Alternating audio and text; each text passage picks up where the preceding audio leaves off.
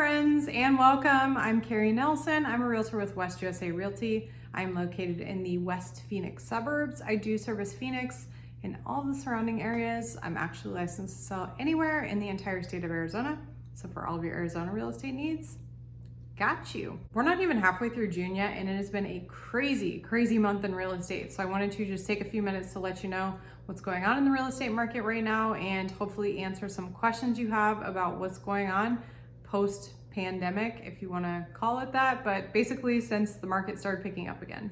A few key stats that I wanted to share is that our monthly median sales price is up about 5.7% from this time last year. We are currently sitting at $295,000 for our monthly median sales price. As far as active listings for sale, we're looking at about 11,232, give or take a few. Here's where things get a little bit interesting. As far as listings that are currently under contract, we're looking at 13,321. So there are more listings currently under contract right now than there are available. Given these statistics, this puts us in a frenzy market, which, like I just said, we have more listings that are currently under contract than there are for sale. We're still looking at super low inventory and incredibly high buyer demand. With buyers who were on the market a few months ago, now trying to make up for lost time, plus buyers coming in from California, and there are some sellers who are trying to cash out while the market is still high and home values are still high, we just can't keep up with the demand. There's just not enough inventory coming onto the market to keep up with this crazy high buyer demand, and especially people coming in from other states to Arizona. We're back to almost the exact same numbers as we had for pre-pandemic inventory, so right around 11,000. We did see a flood of vacation rentals come onto the market for sale, and that peaked in mid-April, and it has consistently dropped week after week ever since. I've been getting a lot of questions about whether or not there is a real estate market crash coming to Phoenix.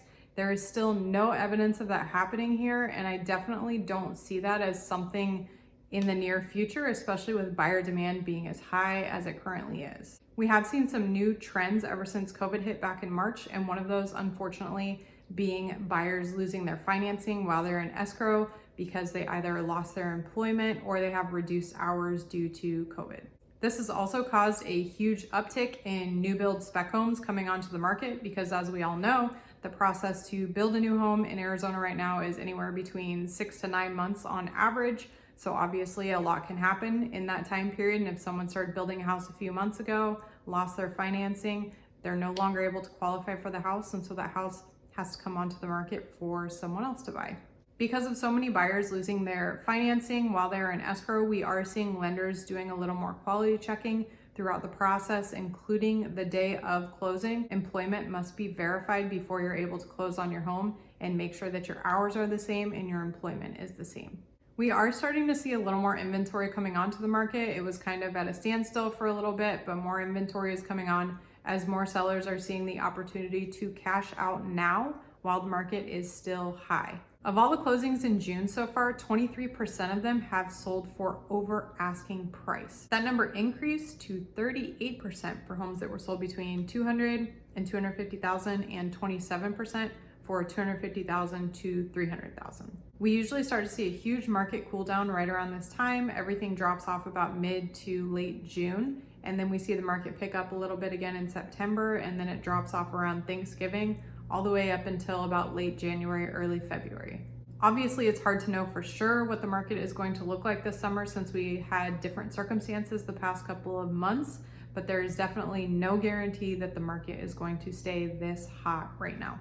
My best advice if you're a buyer in this market right now, because it is still a really good time to buy, is to just make sure that you're sticking to your budget or maybe even slightly below whatever your max price is.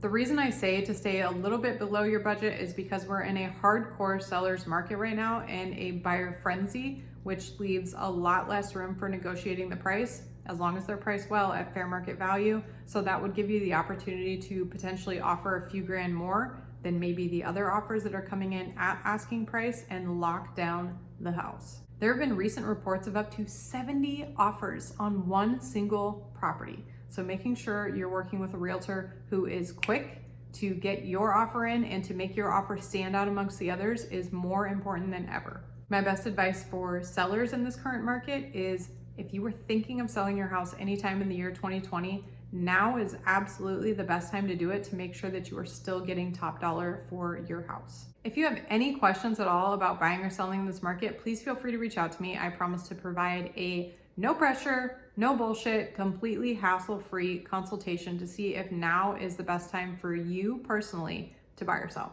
I'm never too busy for any of your real estate questions, so if you have questions, please don't hesitate to reach out. I would love to help you get some answers. That's all I have for you today, guys. Thank you so much for tuning in. Thank you for all of your continued support, your questions, your referrals. I am so honored and so grateful that you trust me as your real estate professional, so I cannot say thank you enough. Thank you times infinity. Whatever day it is, whatever time it is, I hope you're having an amazing day. I hope you have an amazing week. I am sending you all the good vibes, always. I hope to see you here next week, same time, same place. And I am out. Bye, guys.